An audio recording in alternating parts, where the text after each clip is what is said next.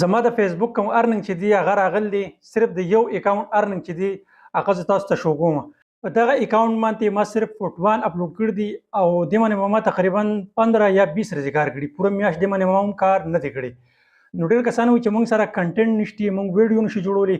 اوس تاسو د فوټوان نه ما ښه ډېر ارننګ کولی شئ. تاسو ویډیو نشئ جوړولی، تاسو د کیمرې نه یریږئ یا تاسو خبرې نشئ کولی، نو تاسو خپل پوسټونه جوړوئ، په هغې باندې څه خرچه هم نه راځي. فیسبوک نه راخلی او که ایډیټ کوئ بیا هم صحیح ده، او که نه ایډیټ کوئ نو په فیسبوک باندې ورکوئ، تاسو ښه ډېر روپۍ هغې نه د میاشتې ګټی شئ.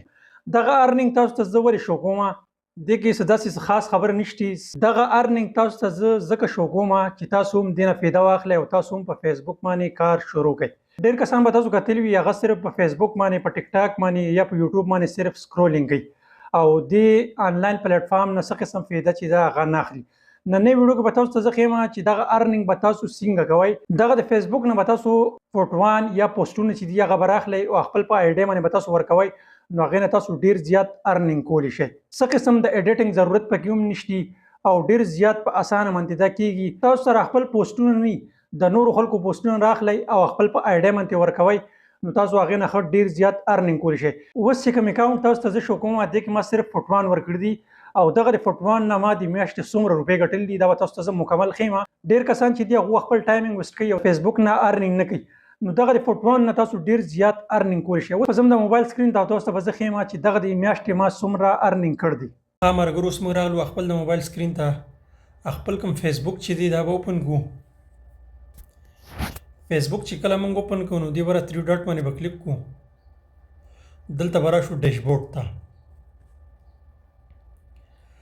ډیشبورډ ته چې کله موږ راغلو نو بیا به په دې مونټایزیشن باندې موږ کلیک کړو.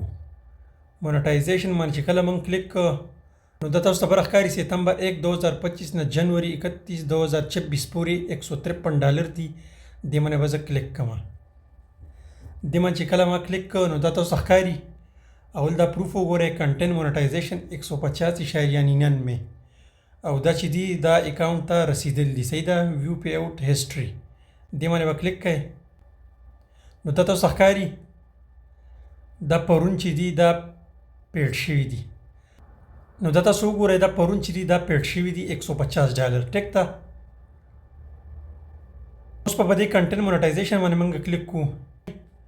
صرف په فوټو باندې د دې میاشتې $34 چې دی هغه ما ګټلي دي. د مخکنۍ میاشتې $150 او د دې میاشتې $34 او تاسو بره د ګول دایره چې د دې لاندې تاسو وګورئ 92% چې دی دا ما د فوټو نه دغه ډالر چې دی ګټلي دي او لاندې فوټو کې تاسو د دې میاشتې وګورئ 34.74 او بیا لاندې ټیکس وګورئ 1.65 او بیا ریل وګورئ 1.51. نو دغه اکاونټ باندې ما تر اوسه پورې یو یا دوه ویډیوګانې اپلوډ کړي دي. نور دې باندې مکمل زه په فوټو باندې کار کوم او الحمدلله د میاشتې ښه ټیک ټاک ارننګ دا مال راکوي. او تاسو هم په فوټو باندې کار شروع کړئ او تاسو هم د فیسبوک نه ډېر زیات ارننګ کولی شئ. که بیا هم ستاسو ذهن کې څه سوال وي نو تاسو مانه په کمنټ کې تپوس کولی شئ.